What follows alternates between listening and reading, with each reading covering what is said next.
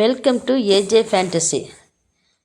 சென்னையில் ஒரு ரொம்ப பிஸியான பகுதியில் ஒரு பெரிய அப்பார்ட்மெண்ட்டில் ராஜாங்கிற ஒரு 17 வயது பையன் தன் குடும்பத்தோடு வாழ்ந்து வந்துட்டான். அவன் அப்பா தனியார் கம்பெனியில் வேலை பார்த்தார். அம்மா வீடு பார்த்துட்டு ஆன்லைனில் ஒரு சின்ன பிஸ்னஸும் பண்ணிகிட்டு இருந்தாங்க. ராஜாவுக்கு ஒரு தங்கை, அவள் பெயர் நிலா, வயது 13. ராஜா புத்திசாலி தான், ஆனால் படிப்பை விட மொபைல் கேம்ஸ், நண்பர்களோட வெளியே சுற்றுறது தான் அவனுக்கு ரொம்ப பிடிச்சது.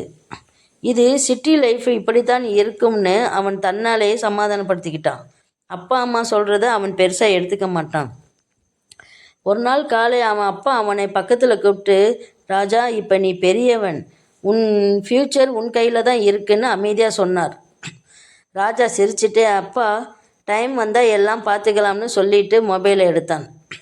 இதெல்லாம் அவன் தங்கை நிலா பார்த்துக்கிட்டே இருந்தா. அவள் தினமும் நேரத்துக்கு படிப்பாள், அம்மாவுக்கு உதவி பண்ணுவா, தன்னோட பொறுப்புகளை எல்லாம் சரியாக செஞ்சா. அண்ணன் இப்படியே இருந்தால் பின்னாடி கஷ்டப்படுவான்னு அவளுக்கு கவலையும் இருந்தது. அடுத்த வாரம் ஸ்கூலில் குடும்பமும் சமூக பொறுப்புங்கிற ஒரு முக்கியமான ப்ராஜெக்ட் அனௌன்ஸ்மெண்ட் பண்ணாங்க. இது ஃபைனல் மார்க்கில் ரொம்ப முக்கியம்னு சொன்னாங்க. குரூப்பாக செய்யணும், ராஜாவும் அவன் ஃப்ரெண்ட்ஸும் இதை சேர்ந்து செய்யணும். ஆனால் அதை பெருசாக எடுத்துக்காமல் லைட்டாக எடுத்துக்கிட்டாங்க. வீட்டில் அம்மா அந்த ப்ராஜெக்டை பற்றி கேட்டதுக்கு, இந்த சான்ஸை வீணாக்காதே ராஜா, இது உன்னை நீயே யோசிக்க வைக்கும்னு சொன்னார். ராஜா வெளியே போக ரெடி ஆகிட்டே, அம்மா நான் பார்த்துக்கிறேன்னு சொன்னான். நாட்கள் போச்சு, யாரும் வேலை செய்யலை. ப்ராஜெக்ட் சப்மிட் பண்ணுற நாளும் நெருங்கிடுச்சு. அப்போதான் ராஜாவுக்கு பயம் வந்துச்சு. என்ன பண்ணுறதுனே தெரியாமல் வீட்டில் அமைதியாக உட்காந்தான். அந்த நேரத்தில் தான் நிலா அண்ணா என்ன பண்ண போகிற, நான் எதுவும் ஹெல்ப் பண்ணட்டுமான்னு கேட்டான். ராஜா முதல்ல கோவப்பட்டுட்டு இது உன் வேலை இல்லைன்னு சொல்லிட்டான். ஆனால் கொஞ்ச நேரம் கழித்து அவனுக்கு உண்மை புரிஞ்சது. தங்கை தான் உண்மையான அவளை கேர் பண்ணுறான்னு.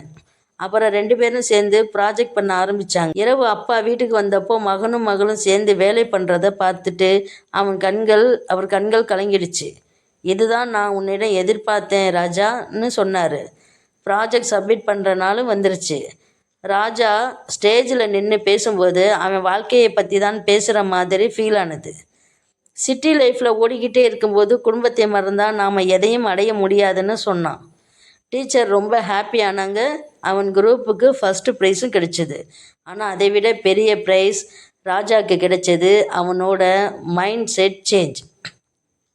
அந்த நாள் இரவு ராஜா குடும்பத்தோடு சேர்ந்து சாப்பிட்டான். மொபைல் பக்கத்துலேயே இருந்துச்சு. தங்கையை பார்த்து, தேங்க்ஸ் நிலா, நீ புரிஞ்சிருக்க மாட்டேன்னு சொன்னான். அம்மா சிரித்தார். அப்பா அவன் தோளில் கை வச்சார். அந்த நாளில் இருந்து ராஜா தன் டைமை சரியாக யூஸ் பண்ண ஆரம்பித்தான். படிப்பு, ஃபேமிலி, ஃப்ரெண்ட்ஸ் எல்லாத்துக்கும் பேலன்ஸ் வச்சான். சிட்டியில் வாழ்ந்தாலும் அவன் மனசு நல்ல ஃபேமிலி வேல்யூஸோடு வளர ஆரம்பித்தது.